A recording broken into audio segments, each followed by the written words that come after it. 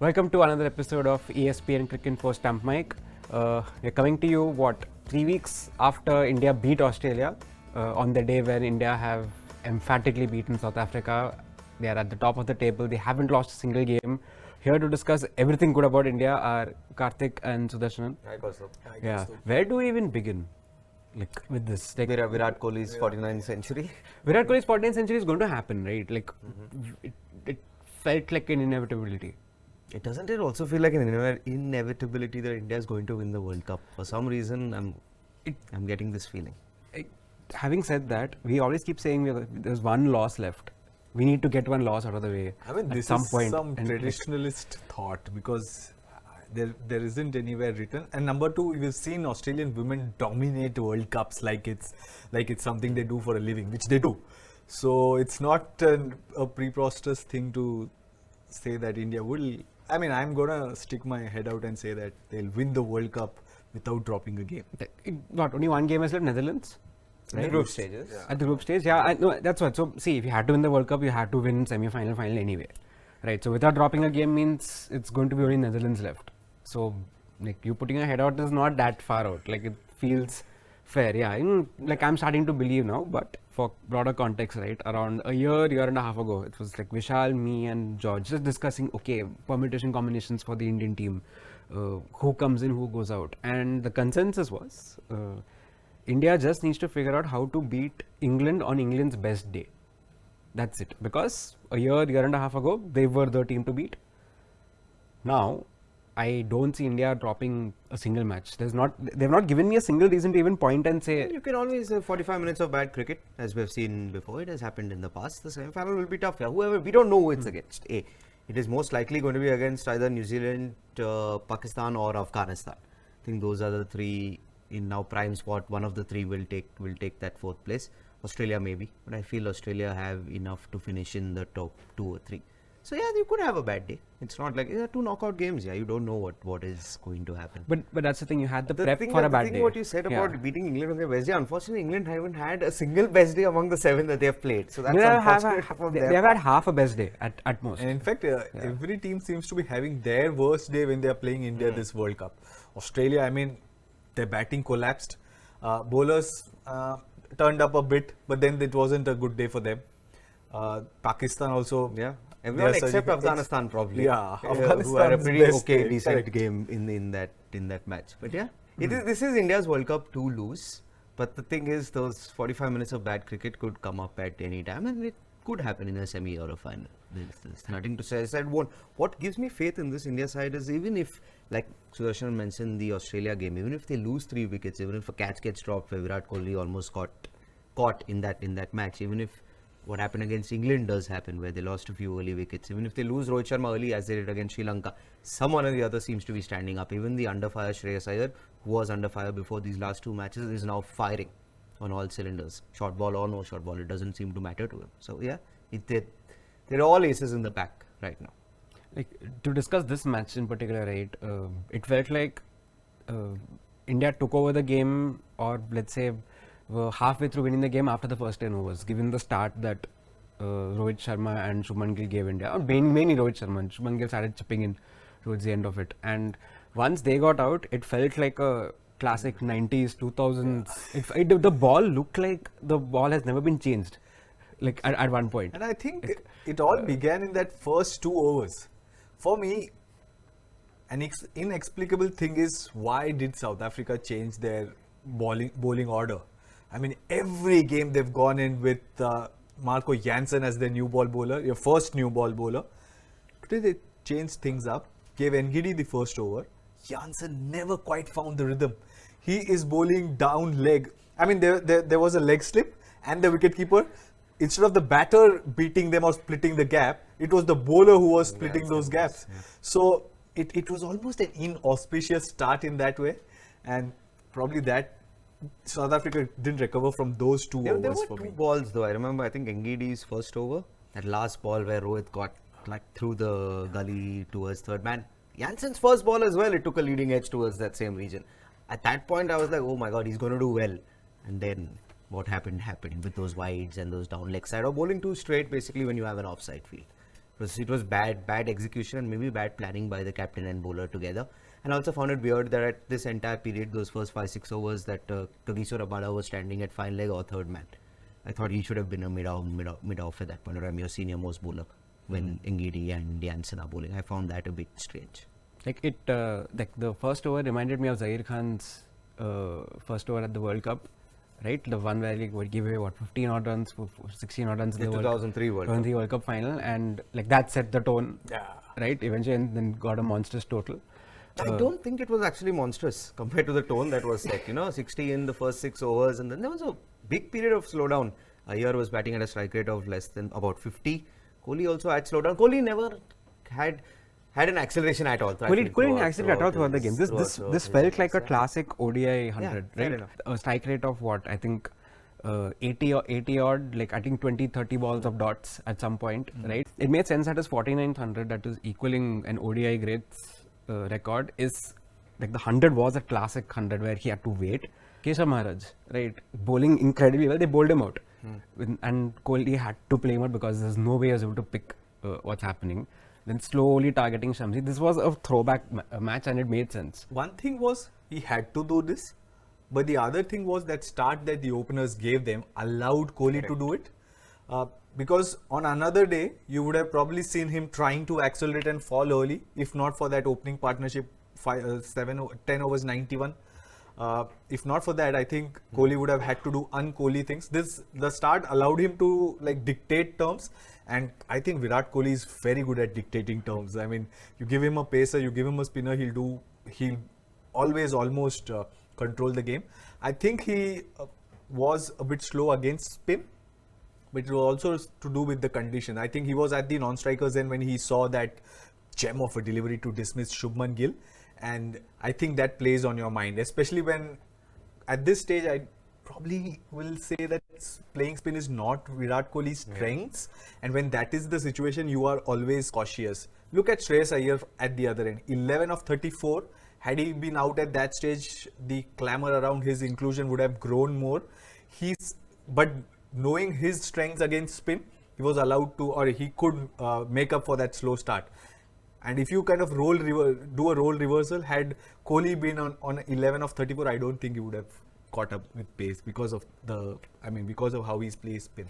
Yeah, and like then it came down to like this, the bowlers hunting in packs. You thought that okay, South Africa, this 320 is still not totally unchaseable, right? Like we have seen this happen multiple times in this tournament also, where the Indian bowlers just step up at some point and Bumrah goes wicketless, but everybody else gets in, right? This is not even like a slight on Bumrah, right? Bumrah going wicketless, he held his end so well that everybody else around him was getting wickets. But actually, I missed half of South Africa's batting performance. You asked me to name one wicket. I have no idea. I remember a few of Jadeja. I think he took 5 or 6 towards the end? 5 yeah. towards and he had to come to the party at some point. He's the one who's but it makes sense. It's like we work on this match for 3.5 hours. We step away for a bit. Yes, the chase is going to take some time. By the time we come back, they're already 3 down. It was in a blur. But we've seen this from India throughout this World Cup with this bowling attack. Oh man, it's going to take a special effort to beat this India side in that semi-final or final. Is there one memorable thing from this Kohli 100 that each of you have? Any one moment, or shot, or anything? I just like the fact once that Iyer, they were taking singles, they were rotating the strike well, but Kohli wants his tools, and Iyer was, I wouldn't say ambling, but he was not at Kohli's pace, and Kohli got livid. And this was when the team, they were doing well. The next ball, it goes towards fine leg, and they run 2. So it typifies what Virat Kohli is, because honestly, today I was a bit disappointed that we didn't get the flurry towards the end that we usually see from Virat, those 4s and 6s. We didn't get that. It was, I think in the last 10 overs, he faced 26 balls and he scored 26 runs, which is, it's not what you would expect from him. It's unlike him, but it made sense given the conditions that he was playing in. For me, it was, he opened his account with a cover drive 4. Right, like it just set the tone. You could tell there are certain things where you just know that it's the eye test. Right? The ball before that cover drive 4, he played the same shot. He was beaten. It was this close to taking an edge.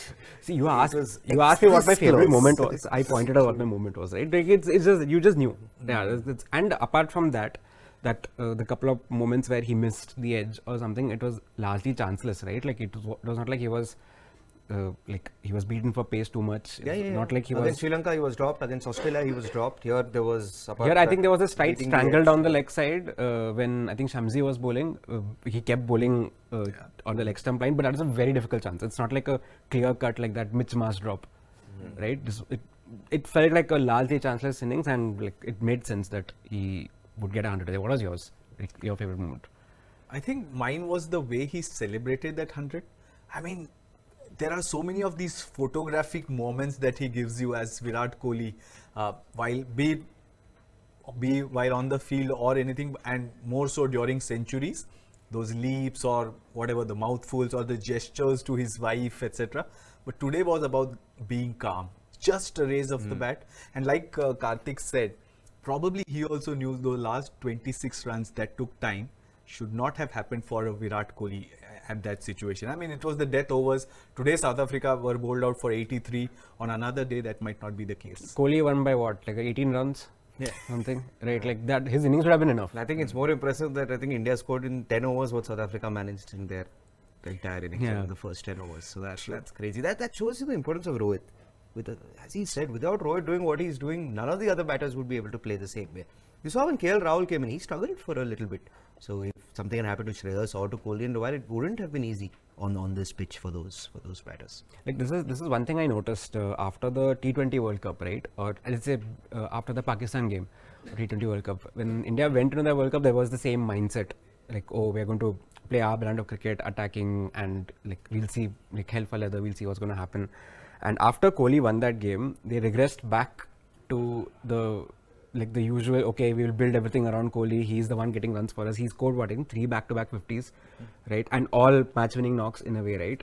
And in some shape or form, after that Pakistan win, it felt like the philosophy of how we are approaching T20 cricket kind of fell apart. Whereas here, it's been Rohit setting the tone throughout, and he has stamped his authority on how he wants to lead from the front. That was always going to be the case, right? Like, we knew that Team India were going to approach chases in a manner. The only little bit of intrigue that remained was, will they do this? Will they go with the same approach when they are batting first? And we got that answer as well. So safe to say that this is not a team that says one thing and then like shifts back to safety when crunch situation arrives. Like, do we even need a number 8 batter?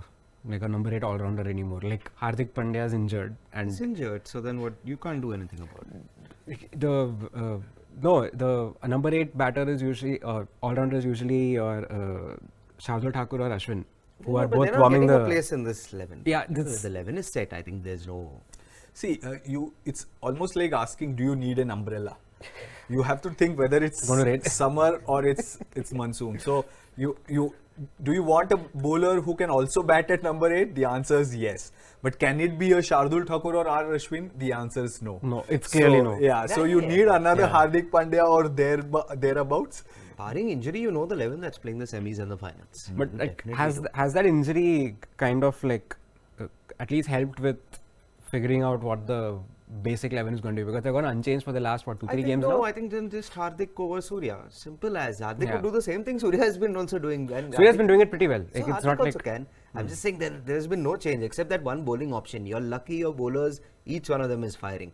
The day you need your 6th option, that's the day we'll probably be sitting here and oh my god, we saw Kohli bowl 5 overs getting smacked. I mean, hopefully for India. It hasn't happened for 8 days yet. I don't think even if a bowler gets hit, Rohit will take them out of the attack. I think you have to bowl 5 bowlers 50 overs. So then it comes down to how you you juggle just them hope around. that there are no injuries during in-game injuries, especially. That did happen during the New Zealand game, right, where Kuldeep was taken to task by New Zealand and Rohit held him back, rotated the bowlers in a way where he came back and he conceded less than 5 over in the second spell. Yeah.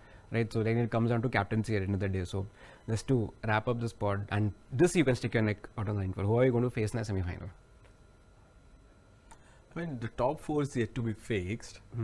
But So who's the fourth team? I don't want Are New Zealand. India guaranteed first, pretty much, effectively? Yeah, they are 16. 16. And No other teams getting to 16. no other. South Africa has one game. Yeah, okay. So guaranteed top spot. Guaranteed top Yes, spot. guaranteed Face top. fourth. So I'm thinking about the 4th. I would want New Zealand to make it, and I don't think if they make it, are there chances that they climb to 3? probably not. So I'd say India, New Zealand. India, New Zealand. If math proves What about- me wrong, Yeah, it's yeah. okay. New Zealand for me as well. I think Pakistan will try and make a run at it because the last game is against England, right? Pakistan, England. I don't see England winning a game. No, Kaustubh, don't say this because in that case your semi-final will not be in Mumbai. You'd want your that's India true. semi-final to be in Mumbai, but yeah, just That's true. But like in terms of what I see happening, I think it's going to be an India-Pakistan semi-final is going to be an incredible match. It's going to be same at Eden Gardens. It's going to be an incredible match. It's going to be one-sided. It's going to be India winning by 150 runs, all Yeah. 7 wickets. Please, the India-Pakistan matches have been the most bore fests of the last, 10 years. So no. You're forgetting the Champions Trophy final. Yeah, except that. And that was also one-sided, technically. Yeah. Fair. It was No, very but one-sided. the prediction is, see, we have already not able to figure out how India are going to lose a game here. So No, this is not I have about. another prediction. And I said this quite some time back to someone else in this office. After Australia lost their first 2 games, I said Australia will win every other game and beat both the sides they lost to in the semis and final. I don't know which order they'll face, but they'll probably face South Africa now in the semis and India in the final, and they will beat Wait, both of them. 20 minutes ago, didn't he say don't see India dropping a game? Yeah, but this is my gut feeling. This is not my head talking.